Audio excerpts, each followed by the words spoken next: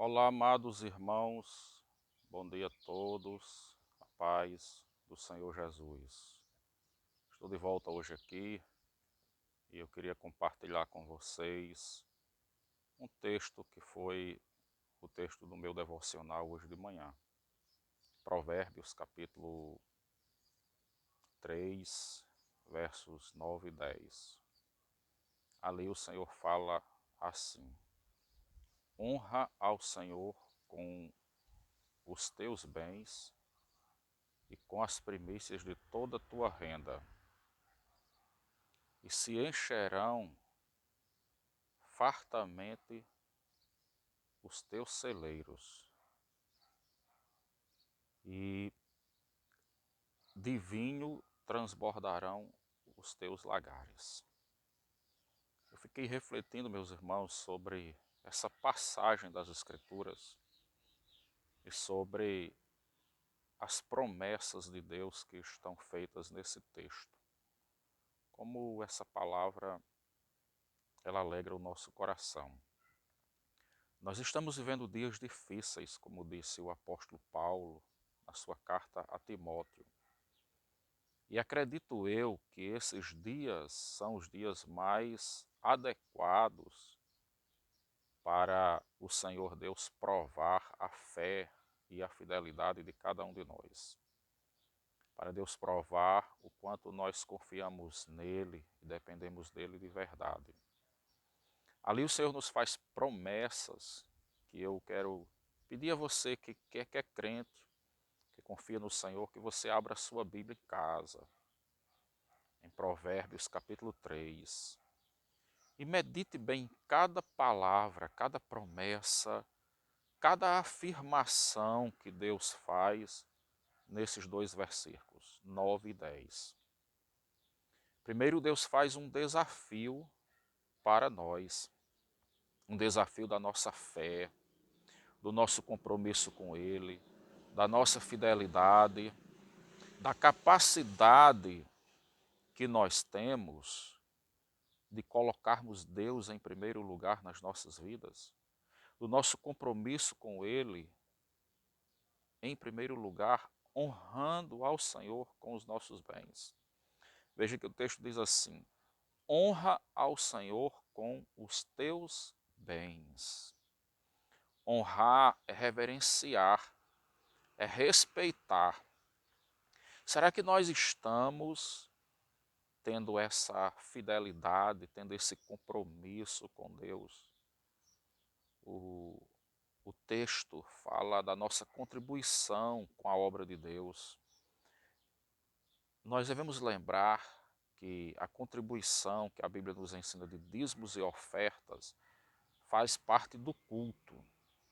Está ligado à nossa disposição espiritual de sermos gratos a Deus, de engrandecermos a Deus. Por isso que ele diz: honra ao Senhor com os teus bens. Honra ao Senhor com os teus bens e com as primícias de toda a tua renda.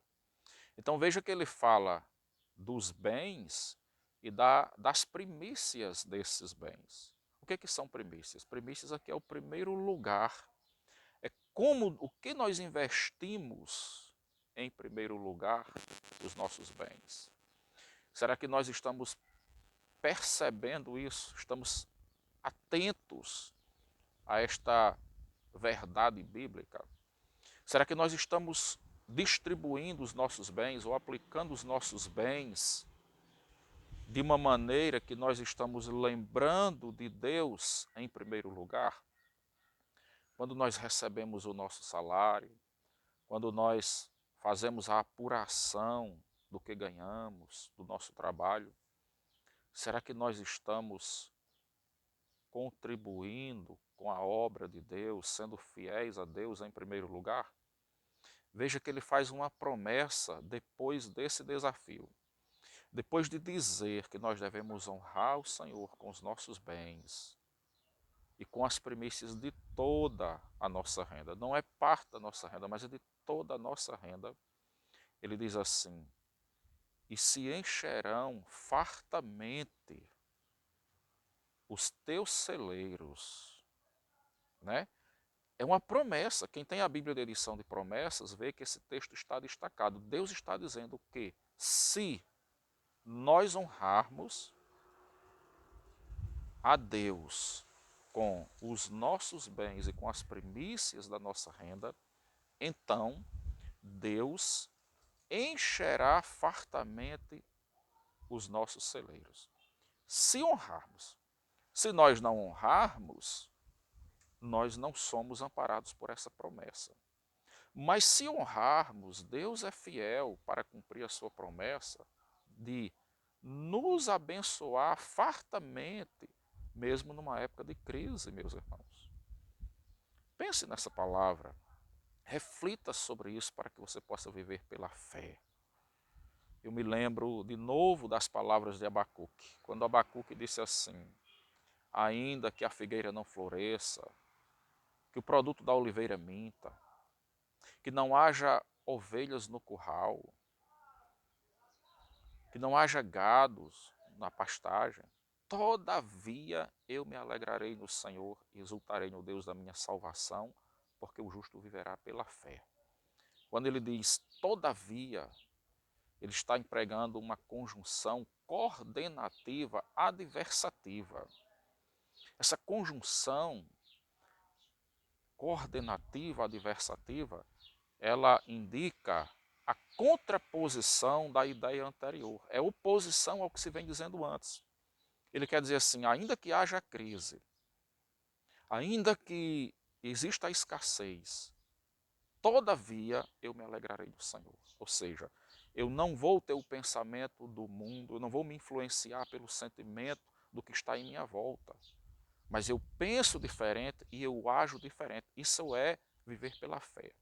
O cristão, ele foi chamado para viver diferente desse mundo, para agir de forma diferente desse mundo. Nós só somos capazes de vermos os grandes milagres de Deus nas nossas vidas, nos momentos difíceis, nos momentos de escassez, nos momentos turbulentos, quando nós somos capazes de crermos nesse Deus que faz um milagre no meio do nada, que faz aparecer o seu tudo, quando tudo é contrário, quando a lógica natural, a lógica racional do homem diz que ali está tudo diferente, mas Deus chega com a ação da fé. A razão da fé, o racional da fé é crer em Deus. Então ele diz assim: e se encherão fartamente os teus celeiros, e transbordarão de vinho os teus lagares. Então Deus enche com fartura, e essa fartura é tão grande que ele diz assim: transbordarão os teus lagares. Então, bênçãos, como disse lá em Malaquias, sem medidas, algo que vai transbordar. E eu quero, em nome de Jesus, declarar isto na sua vida hoje. Que você que está me ouvindo através dessa palavra, você abra hoje o seu coração, no nome de Jesus, para meditar nesse ensino da palavra de Deus e se apropriar desta palavra de vitória e de bênçãos para a sua vida. Que Deus lhe abençoe em nome de Jesus.